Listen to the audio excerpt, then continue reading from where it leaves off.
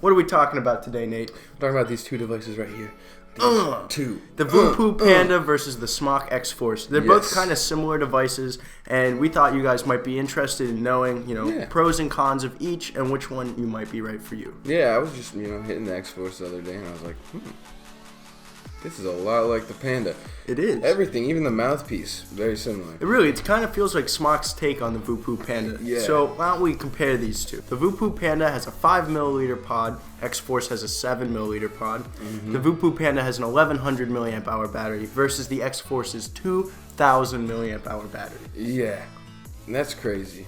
It really is. Like, to see that much battery life and, pod size in an ultra portable system is crazy. But I have to say, like, they're hitting the edge of ultra portable at this size right here.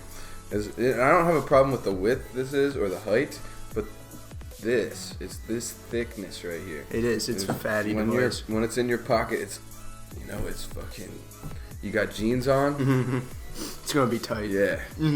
But, so Nate, how do the hits compare on these devices? The hits, they're actually very, very similar. The Panda always had that kind of drier hit, the big straight to lung hit with the lower pod, the mouth to lung with the other one. They're just very, very similar. The X-Force comes with a 1.2 and a 0.6 ohm coil options versus 1.2 and 0.8 coil options for the Voopoo Panda. Now, one thing I like about the Panda versus the X-Force is that the pod is actually, you just drop it in as opposed to a coil that you put into the pod. Yeah. And I like that because, when you fill up like the pod on the X-Force with something minty, for example, that flavor is going to stick around. And if you, don't like that flavor leaching into other flavors, you're going to have a problem. But with the Panda, you can just switch out the pod all day long and it doesn't matter because it's a fresh pod. Yes, sir. And, these two devices are definitely very similar. Of course, the X-Force is a lot larger in almost every respect.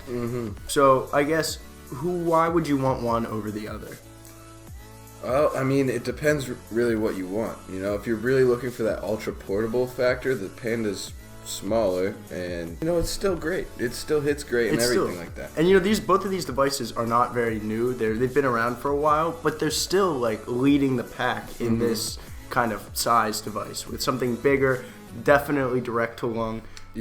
These two devices kick ass if that's what you want. Yeah, and then the X-Force, if you don't mind your jeans being tight, then it's a great option for on the go or anything. Personally, I don't like putting it in my jean pocket, but if you're driving around, it's not gonna be in your pocket. No, you got it in your cup holder. It's fine. It's the same as any other vape in your cup holder. Right. So basically, if size doesn't matter to you, the X-Force is 100% the way to go because it'll last longer. You can put more juice in it, less fuss, no muss. The Voopoo Panda, again, it still is huge. 1100 milliamp hours and a 5 milliliter pod.